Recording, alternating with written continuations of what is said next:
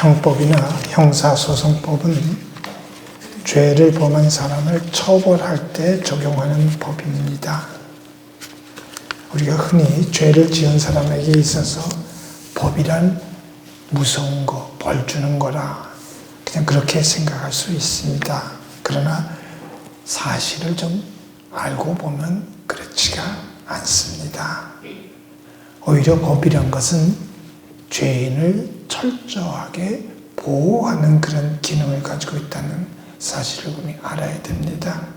무슨 말이냐 하면 법은 의외로 죄인을 처벌하는 것을 아주 복잡하고 또 어렵게 만들어 놓고 있습니다.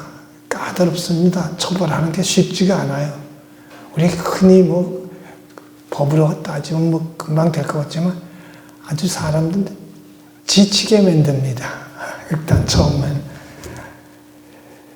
그리고 법에 정해진 여러 가지 절차가 있는데 여러분도 관심 있는 분들은 요즘 무슨 검찰 개혁이다 여러 가지 일로 인해서 판결 내는 거 보면 저건 유죄일 것 같은데 무죄가 난다든가 기각을 한다든가 이런 걸 많이 볼 텐데 그 이유가 있습니다. 심지어 죄가 있을지라도 죄가 분명히 있는데도 불구하고 절차상 뭐가 잘못되면 무죄로 풀려나게 됩니다.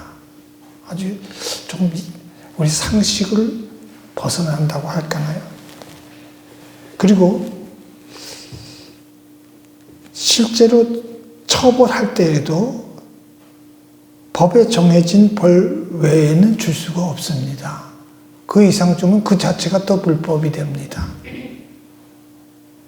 예를 들면 벌의 종류도 정해진 대로만 해야 되고 기간도 정해진 대로 해야 되고 벌금도 기분 내키는 대로 하면 안 되고 정해진 데에 따라서 해야지 판사나 검사 멋대로 하는 게 아니라는 걸 우리가 이제는 많은 사람들이 알고 있을 거라고 생각합니다.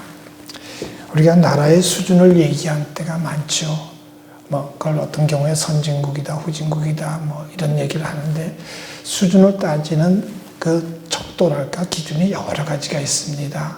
우리 많은 경우에 그 GDP, GNP 이런 걸 가지고 소득을 가지고 얘기할 때도 있지만 진짜 그 나라 수준이 제대로 된 나라인가 아닌가 알아보려면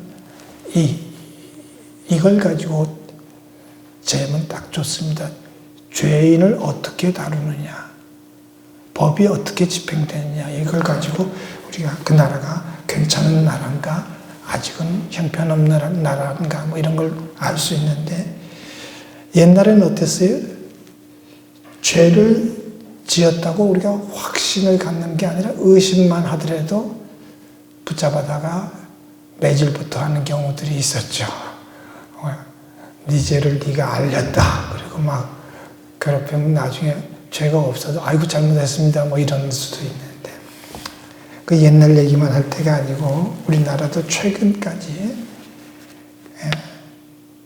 경찰이나 검찰에서 죄 없는 사람들을 데려다가 이유에 어찌됐든 간에 고문을 해서까지 멀쩡한 사람 죄인으로 만든 경우 있고 그렇게 해서 사형당한 사람들도 있다는 게 우리가 먼 옛날의 얘기가 아니고 바로 몇십 년 전에 있었던 일입니다. 참으로 억울한 사람들이 많았었죠. 그때에 비하면 지금 우리는 굉장히 좋아졌습니다. 우리나라가 벌써 이 법 가지고 죄인 다루는 게 상당한 수준에 이르는 것은 사실입니다만은 아직도 검찰을 개혁해야 된다는 등 이런 얘기들이 여기저기서 시끄럽게 나오는 걸 보면 아직은 좀 부족한 데가 있기는 있나 봐요. 그냥 과정이니까 그럴 수도 있다고 생각합니다. 근데 우리 이런 얘기를 하면서 좀 아쉬운 게 하나가 있는데 우리가 법으로는 안 다스리는 게 정해진 대로만 한다 하지만 한 번 죄인이 의외로 많은 경우에 영원한 죄인이 됩니다. 분명히 법으로 그 금해져 있습니다. 전에는 연좌제라 그래갖고 집안에 뭐 월북한 사람이 있다든가 그러면 굉장히 불이익을 당했습니다. 저희 시대에는 공부 잘하는 친구들도 의외로 뭐 아버지가 이북에서 무슨 교향악단 연주를 하고 있다든가. 근데 나중에 공부할 때까지는 몰랐는데 직장에 가려다 보니까 그게 연좌제로 인해서 취직이 안 되는 거예요. 신원조회라는 거는 빨간 줄이 가 있어. 안 돼. 그래서 그런 친구들이 의외로 이민들을 많이 갔습니다. 근데 하여튼 이 전과자 또는 뭐 이렇게 제가 말씀드린 것처럼 월북한 사람이라든가 무슨 이런 걸 갖고 낙인을 찍는데 그러다 보니까 어떤 부작용이 있냐면요. 죄 지은 사람들이 정말 개과천선해서 새 삶을 살려고 해도 쉽지가 않아요. 그러니까 쉽게 또다시 죄를 범하게 되는 거예요. 우리가 교도 행정을 잘만 하면은 재범률을 많이 줄일 수 있을 것 같은데 그게 오히려 교도소에 갔다 오면 더 전문 범죄 지식 내지는 기술을 익혀갖고 나온다는 얘기들도 있는데 이런 것 참 안타까운 일이라고 생각합니다. 우리 특별히 청소년들, 불량 청소년이라고 하는 친구들도 좀 우리가 교화를 잘하면은 일찍부터 좀 잘 이끌어주면 될 텐데 그렇게 하지 못해서 참 안타까운 경우들을 많이 보는데 제가 이렇게 뭐 교도소 행정이 잘못됐다고 실패했다고 얘기하는데 그 행정만 그런 게 아닙니다. 사실 우리 모두가 의외로 우리 죄 범한 사람들을 대하는 우리의 마음가짐, 보통 사람들의 마음가짐도 좀 문제가 아닐 수 없습니다. 네. 오늘 본문에 나오는 바리새인들처럼 우리 마음 한구석에는 다른 사람을 정죄함으로써 저 사람은 그런 사람이야 하고 그렇게 정죄하고 비난함으로써 자기는 의로워지는 듯한 그런 착각에 빠지고 자기는 높아지려는 그런 마음을 갖는 경우들이 의외로 많이 있습니다. 그러나 우리가 분명히 알아야 됩니다. 성경, 제가 법이 죄인들을 보호하는 장치로서 오히려 훨씬 더 많이 기능한다고 얘기했죠. 그거와 마찬가지로 성경은 죄인에게 있어 이 성경 전체가 복음이 아닐 수 없습니다. 성경 기쁜 소식입니다. 그 얘기는 뭐 오늘 자세히 안 해도 여러분들이 좀 깊이 생각해보면 성경이 죄인에게 왜 복된 소식이고 기쁜 소식인가는 추리할 수 있으리라고 봅니다. 제가 말하고 싶은 것은 이 성경을 하나님의 말씀으로 믿고 그렇게 성경을 따라 가르침을 따라 살고 있다고 하는 우리 그리스도인들이 과연 다른 죄인들을 제대로 대우하고 있는지 좀 다시 말해서 죄인들을 돌보고 보호하고 보살피고 사랑하고 있는지 한번 돌아봤으면 좋겠다 이 말을 하고 싶습니다.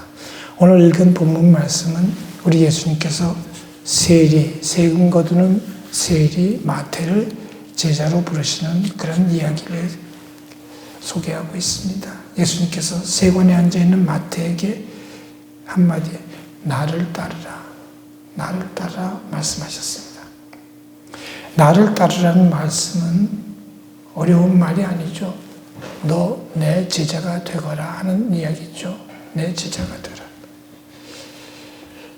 오늘 우리가 들을 땐 별 특이한 점이 없는 것 같이 들릴지 모르지만 그 당시로 한번 우리가 돌아가 봅니다. 예수님께서 세리인 마태를 제자로 부르신 것은 엄청난 파격적인 그런 행동입니다. 쉽게 말해서 있을 수 없는 일이 일어난 거예요, 지금. 우리는 뭐 그럴 수 있고 저럴 수도 있고 그렇지 않나 생각. 그래서 세리 정도가 되면 뭐 사람들은 어떻게 보든지 간에 최소한도 뭔가 셈하는 거는 아주 바삭할 것 같이 생각되잖아요. 예? 그러니까 지금 예수님께서 제자들을 데리고 무슨 일을 하는데 그 회계 관리, 재정 관리 잘하는 사람도 꼭 필요할 거란 말입니다. 그런 점에서 아주 적절한 인물을 고른 것으로 우리가 생각할 수도 있지만 그 당시 사회적으로 세리는 돈이 없어서가 아니라 그가 하는 일 때문에 아주 천대받는 그런 직업이었어요. 유대인들은 아주 일을 가는. 왜요? 그들은 세금을 걷는데 로마 제국에서 할당해 준 그 세금을 걷는데 일정액 이상은 자기가 착복하니까 수단 방법을 가리지 않고 이스라엘 백성들의 그 돈을 긁어가는 그런 역할을 했어요. 경건한 유대인들은 세리를 죄인 중에 죄인으로 취급하고 상종조차 하지 않았다고 하죠. 성전에서는 세리가 행여나 헌금을 가지고 와도 세리가 가져온 헌금을 받지 않았다고 해요. 돈에 뭐라고 써 있는 것도 아닐 텐데 사실 우리가 성경에 보면 받지 말아야 될 돈이 몇 가지 있습니다. 창기나 남창 뭐 이런 사람들이 가져온 돈도 받지 말라고 그랬는데 하여간 성경에 기록되어 있지 않지만 세리가 가져온 돈 받지 않았다고 그러고 성전에 출입하는 것조차 용납하지 않았다고 하죠. 만나서도 아니 될 그런 죄인 중에 죄인이었단 말입니다. 더러운 인물. 그런데 예수님께서는 그런 세리를 만나셨을 뿐만 아니라 그 세리를 제자로 부르셨습니다. 함께 하자고 부르셨습니다. 그것만 해도 정말 감당하기 어려운데 예수님께서는 그 세리들과 함께 잔치를 벌이셨어요. 잔치를. 마태의 집에 가셨어요. 마태와 마태의 친구 세리들, 또 어떤 사람인지는 모르지만 하여튼 세리만 너무 좀 심심해서 그런지 죄인들도 또 거의 많이 따라왔다고 그러네요.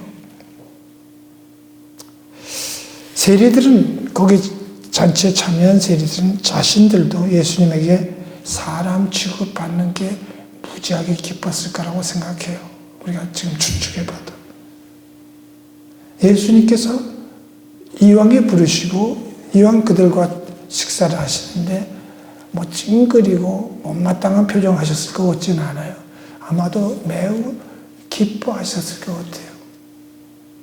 이건 제 추측입니다만 사람들은 유대인들 대부분의 경건한 유대인들에 의해서 버림받았던 잃어버린 양을 찾았다고 생각하신다면 예수님 그 어느 때보다 기뻤을 거라고 저는 추측하는데 제 추측이 별로 빗나가지는 않았을 것 같아요. 그런 모습을 지켜보는 바리새인들 좋게 봤을 리가 만무하죠.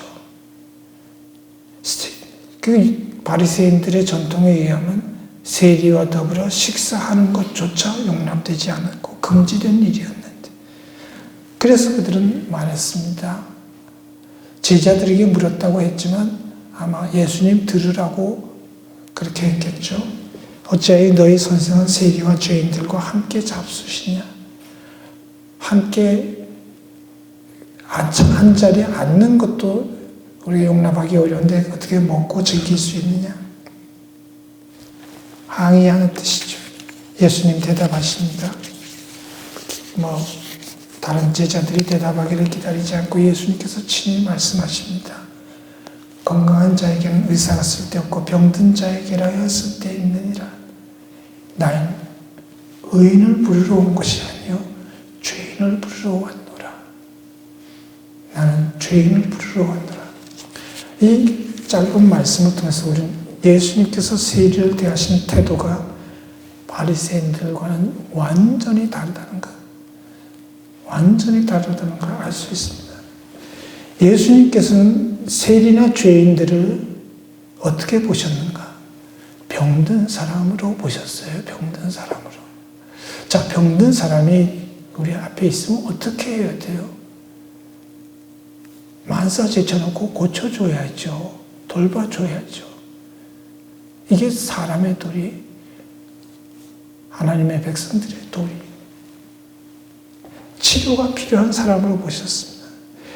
멀리하고 피해야 될 사람이 아니고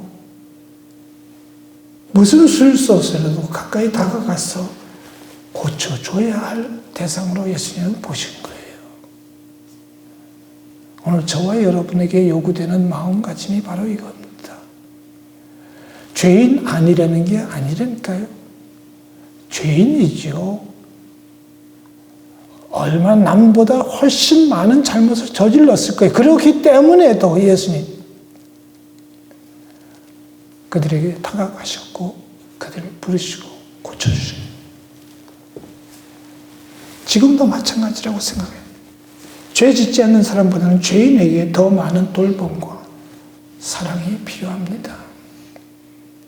건강한 사람에게 예방 차원에서 의사가 필요할지 모르겠습니다만 그렇게 급하게 필요하지는 않죠. 의사에도. 예수님께서는 치유와 사랑이 필요한 세리 죄인들에게 다가가셨고 그들과 함께 먹고 마시는 잔치를 벌이셨습니다. 그들도 예수님의 제자가 될 수 있다는 것을 그들에게 깨우쳐 주셨습니다. 학자들은 오늘 본문 말씀이 기록되어 있는 이 마태복음을 바로 세리였던 그 마태가 기록했다고 말하고 있습니다. 그렇다면 예수님께서는 세리 마태를 고쳐주시고 그에게 자비와 긍휼을 베푸셔서 전과는 다른 새로운 사람으로 살아갈 수 있는 기회를 주신 겁니다. 그리하여 그는 더 이상 사람들에게 손가락질 받는 세리가 아니라 사람들을 복음으로 구원해내는 위대한 역사의 주인공으로 남은 생애를 살 수 있게 만들었다. 우리 사회에서 가난한 사람들, 사업에 실패한 사람들, 직장에서 해고된 사람들, 억울한 일을 당한 사람들 중에 실제로 그러다 보니까 몰려서 죄인 되는 사람들이 의외로 많이 있습니다. 그리고 배부른 소리 하지 말아야 될 이유들이 이들은 좋아서 그런 게 아니라 어쩔 수 없이 몰려가서 그렇게 되는 사람들. 우리 외국인 근로자들도 마찬가지고 탈북자들도 대체로 그런 것 같습니다. 그러다 보니까 범죄 유혹에 빠지기 쉬운 것도 사실입니다. 죄 짓는 사람들, 아닌 사람들도 있죠. 그래서 화이트 칼라 범죄 이런 얘기를 하는 경우인데 이건 악질적인 경우고 어쩔 수 없이 죄 짓는 사람들 중에 대부분이 불쌍한 사람입니다. 청소년들도 불우하고 불쌍한 청소년들이 이렇게 죄를 짓습니다. 바로 그렇기 때문에 우리는 그들, 불쌍한 사람들, 사랑으로 돌보고 고쳐줘야 할 필요가 있다 이 말입니다. 성경에 따르자면은 우리도 예외가 아니죠. 우리도 다 죄인입니다. 교회 오래 다녔다고, 교회 목사로 섬겼다고 나는 죄하고는 관계가 없다고 얘기한다면 새빨간 거짓말입니다. 그건 제 얘기가 아니고 성경이 그렇게 얘기하고 있어요. 그 누구라도 난 죄 없다고 얘기하면 하나님을 거짓말하는 분으로 만드는 자라고 성경이 우리에게 분명히 증언하고 있잖아요. 나도 죄인이고 우리 모두 다 죄인입니다. 그렇기 때문에 우리는 누군가를 죄인이라고 손가락질할 자격 없습니다. 바리새인들처럼 의인인 체 해봤자 필요 없습니다. 그런 태도는 우리가 살려내야 될 그 죄인, 그들의 상처를 더 깊게 만들 뿐이다 이 말입니다. 나쁜 태도죠. 하나님께서는 정작 우리가 죄인으로 사는 걸 원치 않으십니다. 그렇기 때문에 하나님께서는 구약 시대에는 여러 가지 제사라는 방법을 통해서 사람들의 죄를 씻어 주셨습니다. 그리고 예수 그리스도를 통해서 믿는 모든 사람들을 의인으로 부르시고 하나님의 자녀로 받아들여 주셨습니다. 그 예수님의 은혜로 우리는 죄인의 굴레를 벗어날 수 있었습니다. 이야말로 우리가 기대하지도 못했던 크고 놀라운 은혜가 아닐 수 없습니다.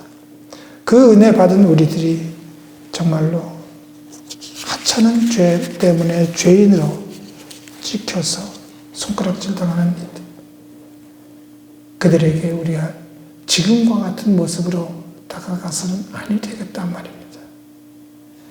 자비로우신 하나님 아버지를 닮아가야 되고, 의인을 위해서 오신 것이 아니라 죄인들을 구원하시기 위해서 오셔서 십자가를 지신 그 예수 그리스도와 우리가 닮아가야 되겠다 이 말입니다. 여러분, 다시 한번 묻습니다. 의사의 손길이 누구에게 필요합니까? 주님 말씀하시지 않습니까? 건강한 자에게는 의사가 별로 쓸데없고 병든 자에게라야 쓸데있다고 분명히 말씀하셨습니다. 또한 주님 분명히 말씀하셨죠. 나는 의인을 부르러 온 것이 아니요 죄인을 부르러 왔노라. 실감나는 사건이 있었죠. 요한복음 8장에 간음하다가 현장에서 잡힌 여자를 끌고 온 사람들, 주님 뭐라고 말씀하셨어요? 너희 중에 죄 없는 자 먼저 돌로 치라. 죄 없는 자 먼저 돌로 치라. 이 주님의 마음을 우리 모두 다 품고 그 주님의 뜻을 받들어 죄 가운데 죽어가고 있는 사람들을 먼저 뜨겁게 사랑하고 섬김으로 말미암아 생명을 살려내는 참으로 충성스러운 주님의 참 제자들이 다 될 수 있기를 간절히 바랍니다.